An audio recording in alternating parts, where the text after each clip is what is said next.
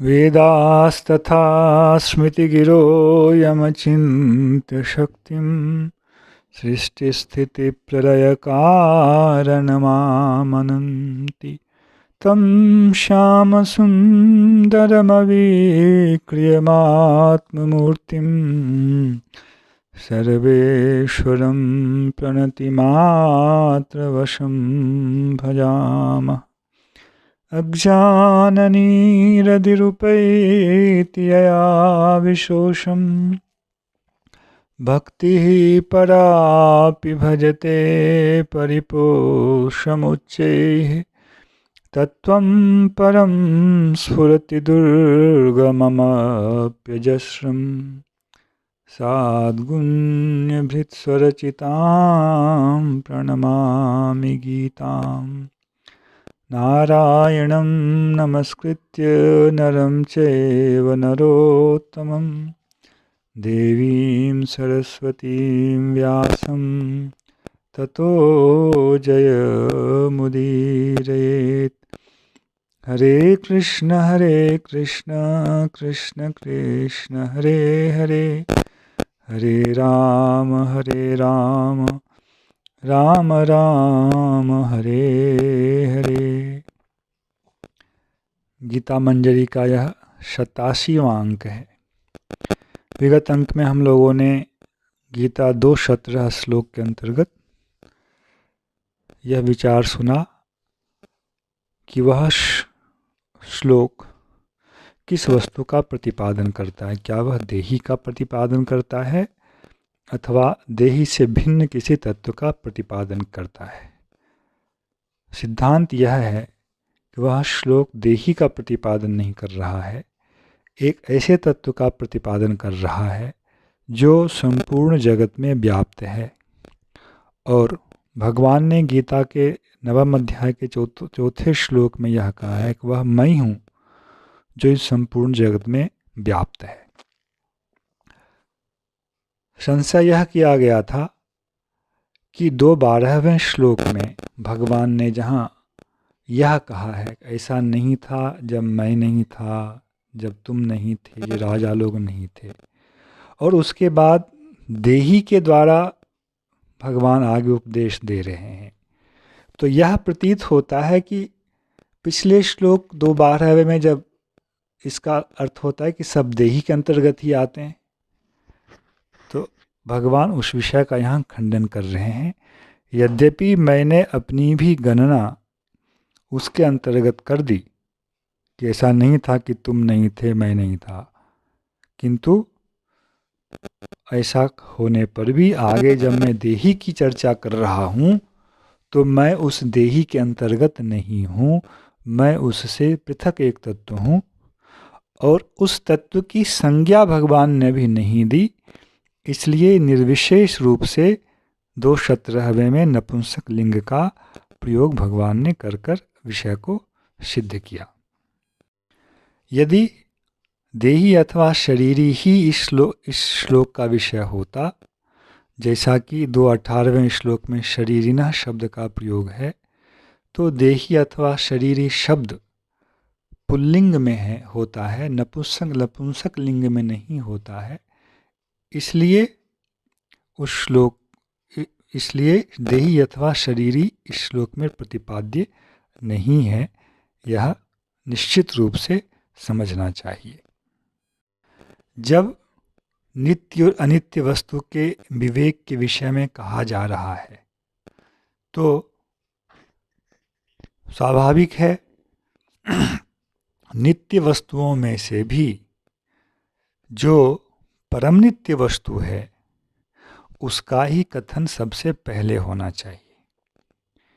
देही भी नित्य वस्तु है, अविनाशी है, किंतु इतना होने पर भी वह परम नित्य नहीं है। इस विषय को हम लोग और भी बाद में जाकर समझेंगे। नित्य होने पर भी परम नित्य कहने से हम क्या समझाना चाह रहे हैं।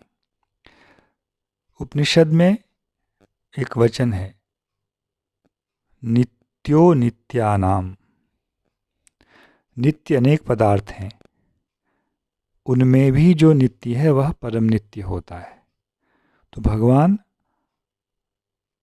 परम नित्य पदार्थ का प्रतिपादन पहले कर रहे हैं और अविनाशी तो तद्विद्धि कहकर उन्होंने पहले परम नित्य पदार्थ का प्रतिपादन किया और उसके बाद जो सामान्य नित्य पदार्थ हैं उस नित्य पदार्थ के अंतर्गत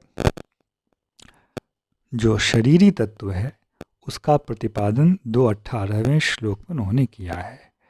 अंतवंत इमे देहा नित्यस्योक्ता शरीरिणः अनासिनो प्रमेयस्य तस्मात् युध्यस्व भारत। नित्यस्य शरीरिणः, शरीरी क्या होता है?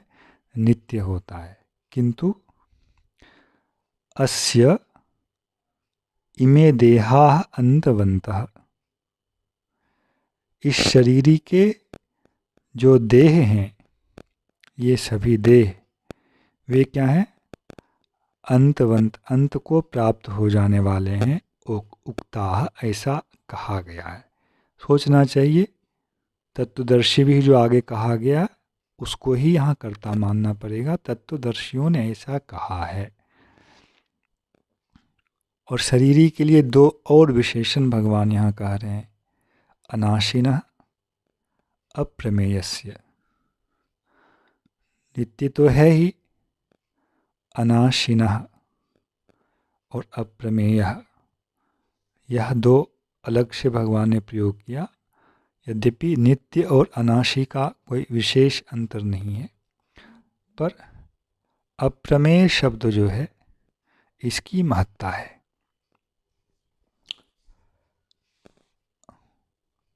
जब गीता मंजरी के प्रारंभ में प्रमाण और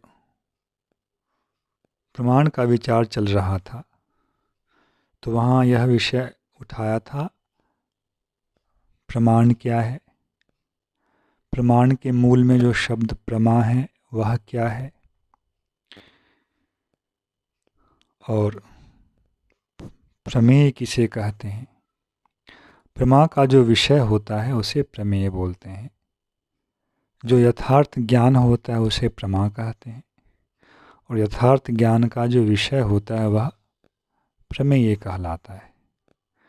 जैसे हमने गंगा को देखा, ये गंगा जी हैं, जब हम ऐसा कहते हैं तो उस ज्ञान का विषय गंगा जी बनती हैं, इसलिए गंगा जी क्या है? वहाँ प्रमेय हैं। पर किसी वस्तु को संज्ञा दे देने पर भी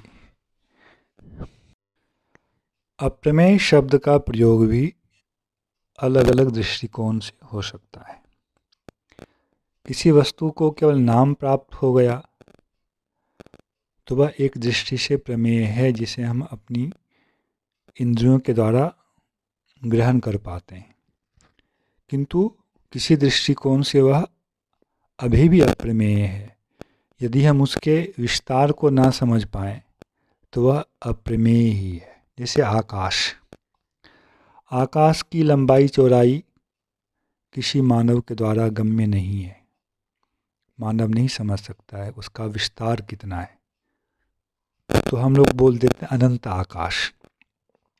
तो यह जो अनंतता है, अंतहीनता है, इस दृष्टिकोण से वह क्या है? अप्रमेय है। वैसे ही कोई वस्तु इतना सूक्ष्म हो, इतना सूक्ष्म हो कि उसे हमारी इंद्रियां ना समझ पकड़ पाएं तो भी वह क्या हो जाता है? अप्रमेय हो जाता है।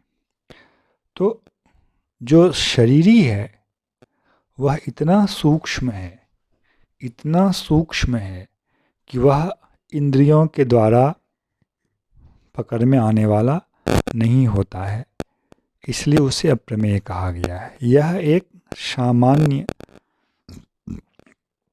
बोध अप्रमेय का है। विशेष बोध अप्रमेय का यह है,